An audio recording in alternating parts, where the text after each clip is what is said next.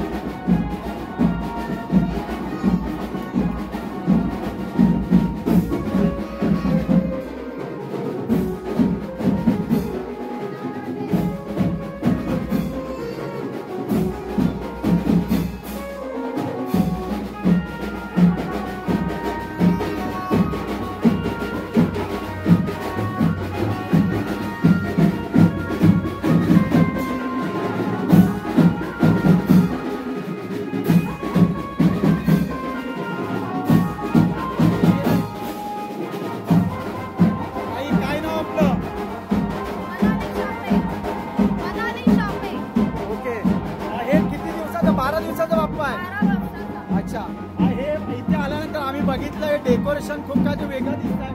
नक्की कशाची प्रतिकृती तयार केली आहे? राम मंदिर आहे. अच्छा, तर मित्रांनो सांगायला खूप आनंद होतोय, कारण आताच काही वर्ष झालं असेल आपल्या प्रभू श्री रामाचं मंदिर जे अयोध्यामध्ये स्थापन केलंय, म्हणजे जिथे श्री प्रभू रामाचं जे जन्मस्थान आहे तिथेच मंदिर उभारण्यात आलंय. तर त्याचीच ही प्रतिकृती इथे आपल्या इडेकर कुटुंबियांनी इथे उभारलंय. बाप्पा त्यांचा 12 दिवसाचा आहे. बघाल खूप सुंदर असं डेकोरेशन केलेलं आहे.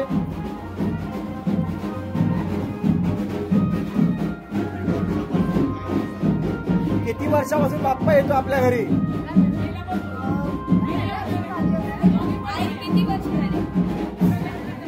किती वर्ष झाली बाप्पा आपल्या घरी? किती वर्ष झाली बाप्पा येतोय? बरीच वर्ष झाली. अच्छा, म्हणजे पिढ्यानपिढ्या हा बाप्पा इथे यांच्या घरी विराजमान होतोय. या बघा, या घरातील तीन बहिणी आहेत या. तर त्यांना देखील विचारूया. 3 बहिणी गावामध्येच दिली का?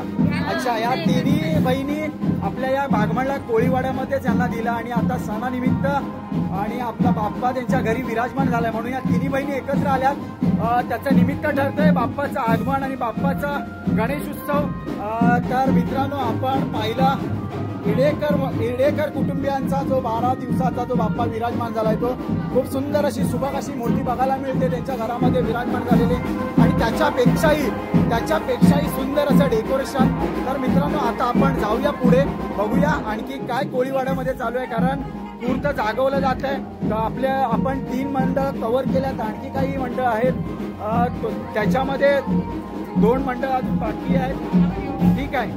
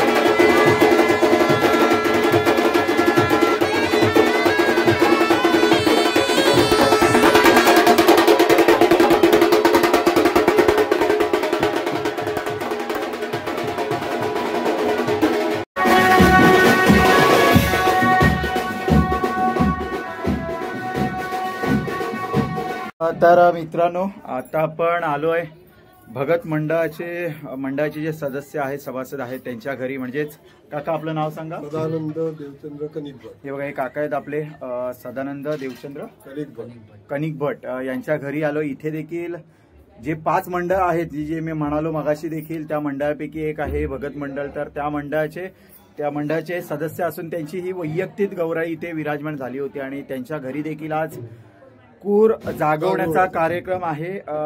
तुम्ही बघा, आता व्हिडिओ एवढे आपण खूप शूट केला आणि त्याच्यामध्ये पाहाल देखील की किती धमाल मस्ती मजा चालले या लोकांची. आणि आता आपण इथे आलो, काकांना थोडीफार माहिती विचारूया.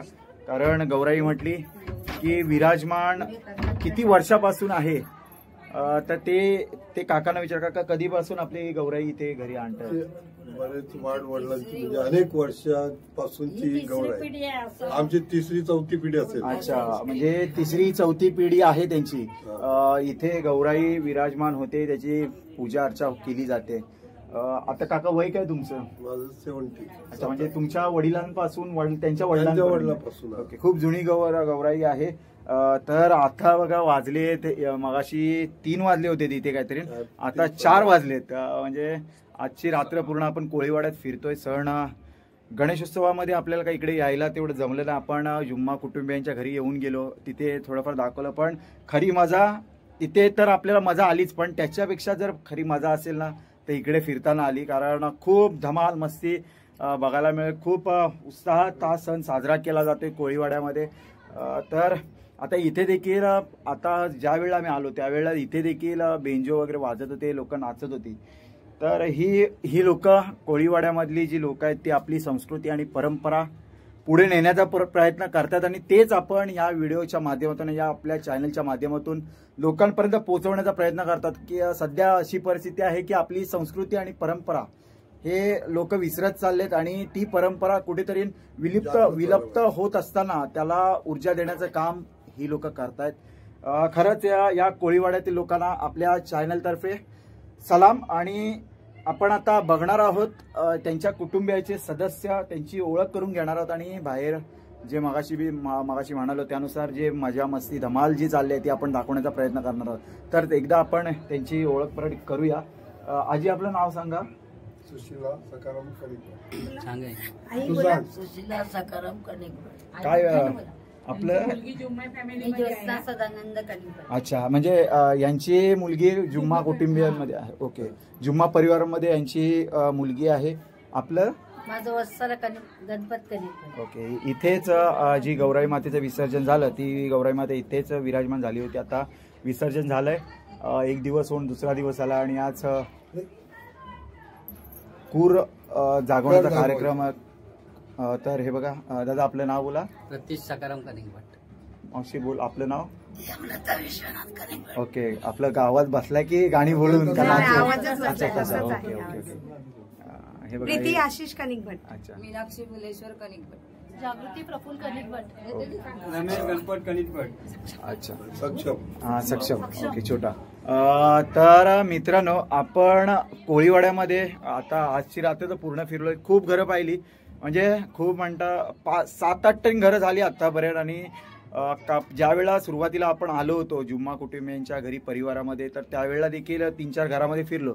एक गोष्ट आपल्या निदर्शनास आली की इथे घरं खूप छोटी आहेत, पण इथे माणसं खूप, म्हणजे एका घरामध्ये जवळजवळ 15 ते 20 माणसं बघायला मिळतात. म्हणजे आपलं कुटुंब आणि परिवार आज देखील त्या लोकांनी एकत्र ठेवण्याचा प्रयत्न केला. आणि आज सणाच्या दिवसामध्ये आज सगळा एकत्र कुटुंब आज तुम्हाला दिसतोय. हे बघा, घरं जरी छोटी असली तरी पण त्यांची मनं मोठी आहेत आणि माणसं देखील प्रेमळ आहेत. त्याच्यामुळे त्यांचा कुटुंब आज एकत्र दिसतोय. गौराई मातेचं विसर्जन झालंय तरी पण आपण गौराई मातेच्या चरणी हीच प्रार्थना करूया की त्यांचं हे कुटुंब असंच अबाधित कायम प्रेम देत राहू आणि एकमेकाला प्रेम देत राहू आणि एकमेकाच्या सानिध्यात राहू. तर मित्रांनो, आता थोडा पण वेळ न घालवता आपण जाऊया थेट बाहेर. तुम्ही आमच्या घरात आलात त्याबद्दल तुम्हाला पुढील वाटचालीसाठी शुभेच्छा. धन्यवाद काका.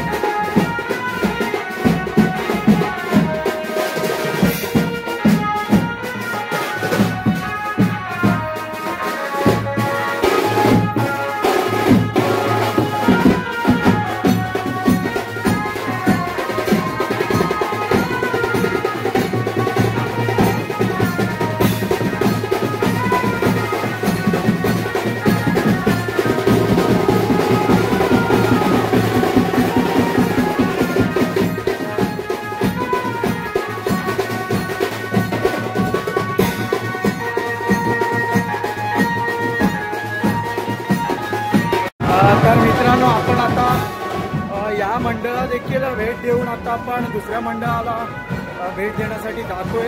आपण तिथे देखील व्हिडिओ शूट करणार आहोत. तर आपल्याला या काकी खूप वेळापासून आपल्यासोबत आहेत, त्या देखील आपल्याला मदत करतायत. तर जाऊया आपण. इथे देखील मला वाटतं जोरात जल्लोष चालू आहे. बघूया आपण कशा पद्धतीने जल्लोष चालू आहे ते.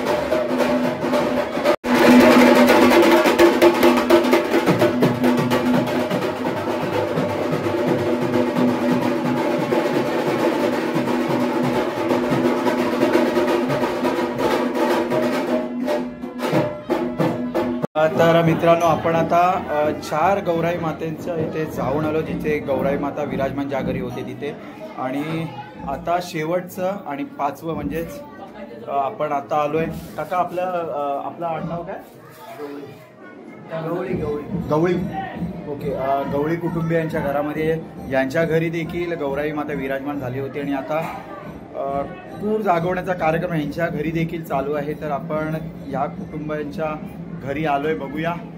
हे कुटुंबियांचे प्रमुख आहेत इथे, गवळी काका. तर त्यांना विचारूया की त्यांची गौराई माता किती वर्षापासून इथे विराजमान आहे. काका, आपली गौराई माता इथे किती वर्षापासून? आता तिसरी पिढी.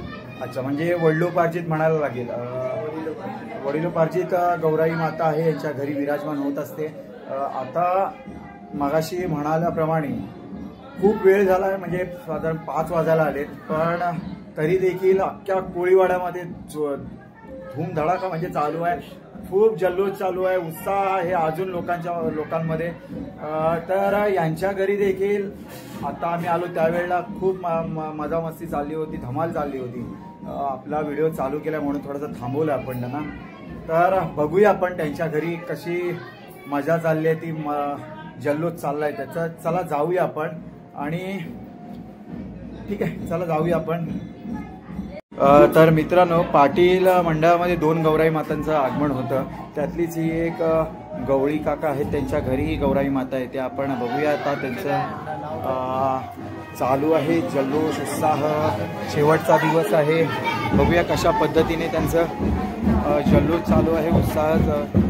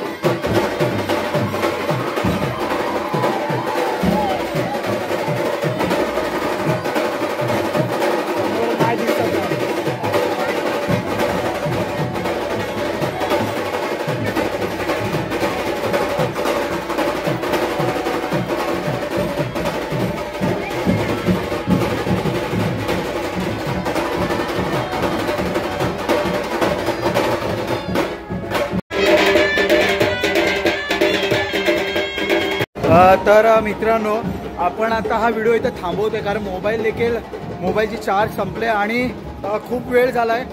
खूप उशिरापर्यंत थांबायचं होतं पण मोबाईलचे चार्जिंग संपले आणि सकाळचे 6 वाजले. आपण 12 वाजता आलो होतो इथे. जे जुम्मा फॅमिली आहे त्यांच्या मार्फत आपण इथे आलो होतो. त्यांच्याकडूनच माहिती पडलं होतं की असा पूर जागवण्याचा कार्यक्रम खूप जोरात असतो आणि त्यांनी ज्या प्रकारे सांगितलं ना त्याच्यापेक्षा खूप म्हणजे खूपच जल्लोषात इथे साजरा केला जातो पूर जागवण्याचा कार्यक्रम. ह्या काकी आपल्यासोबत मगातपासून भेटतात, खूप मेहनत घेतात आपल्यासाठी आणि खूप मदत देखील केली त्यांनी. आणि इथे आल्यानंतर एक गोष्ट खूप मनाला लागली की ह्या सगळ्या आपल्या कोळी समाजाकडून, कोळी बांधवांकडून खूप प्रेम मिळालं. इथे आल्यानंतर खूप चांगल्या पद्धतीने स्वागत केलं गेलं.